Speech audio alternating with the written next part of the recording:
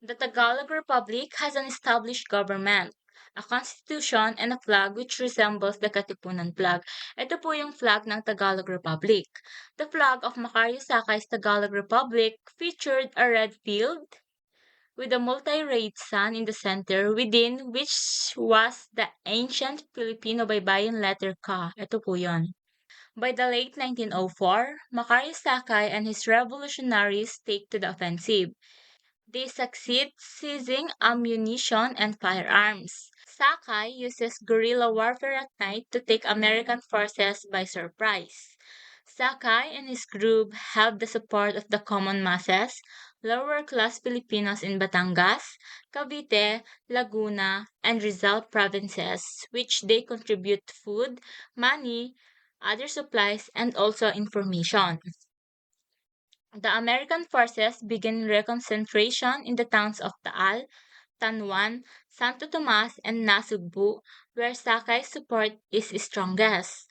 Many Filipino die in the reconcentration as the result of disease and lack of food.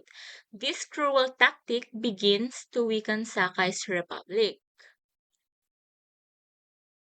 A Filipino labor leader, which is si Dominador Gomez, ay binigyan ng karapatan ni Governor General Henry Clay Ide na makipag-negotiate at mapasuko si Rizal and his men.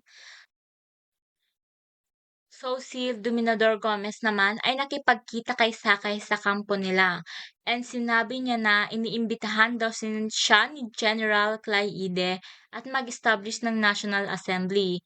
And that establishment would be the first step toward Philippine independence. And of course, nag-agree si Sakay sa kondisyon na yung general amnesty is granted to his men at they are permitted to carry firearms and that he and his officer be allowed to leave the country. And Gomez, inassure niya si Sakay na yung mga kondisyon na yon ay acceptable sa mga Americans. And sa sobrang eager na makamit ni Sakay yung kalayaan ng Pilipinas, Macari Sakay and his men ay bumaba sa Maynila para sumuko. Sinundan sila ng mga brass bands and hundreds of Filipinos na supporters nila from local towns. Pero hindi sila aware na yun ay isang trap lamang. Welcome sila sa Maynila and also umattend din sila sa party na ipinaganap ni Constabulary Chief Colonel na si Henry Bondholtz. By July 17, 1906, Sakay and his men are betrayed by the American. They are disarmed and ikinulong. Sakay and his men are tried and convicted and they are accused of being a bandit under the Brigandage Act of 1902. He was sentenced to death and hung on September 13, 1907. So baka nagtataka kayo kung anong ibig sabihin ng act na yan. Brigandage Act held that person refusing to give allegiance to American government in the Philippines were liable for arrest and execution. Supreme Court confirms with the lower court's judgment of death sentence of Macario Sakay, Julian Montalan, Lucio de Vega, and Leon Villafuerte. The execution is scheduled on September 13, 1907. The day before the execution, Julian Montalan and Leon Villafuerte were saved by Governor General James Smith, who changed their sentencing to life imprisonment. So in the morning of Friday the 13th of September 1907, Macario Sakay and Lucio de Vega ascended to the scaffold at Bilibid Prison.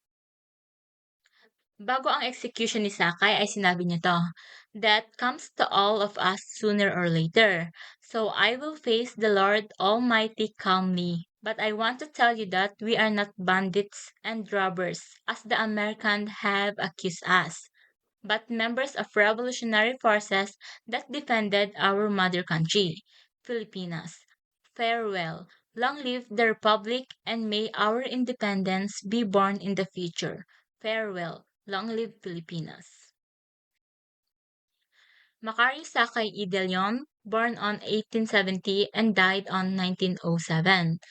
And siya ang tinaguriang huling Katipunero. Siguro marami sa atin ang hindi pa nakakakilala kay Macario Sakay At ako inaamin ko na hindi siya familiar sa'kin. Ewan ko kung napag-aralan namin siya nung elementary kami and nung high school. Pero kung napag-aralan naman namin siya, hindi ko siya naaalala. Basta hindi siya pamilyar sa'kin. So ngayon ngayon ko lang nalaman na siya pala yung huling katipunero nakipaglaban para sa kalayaan ng Pilipinas. So, thank you guys sa pakikinig. I hope meron kayong natutunan or nalaman kahit konti man lang sa report ko. Thank you so much.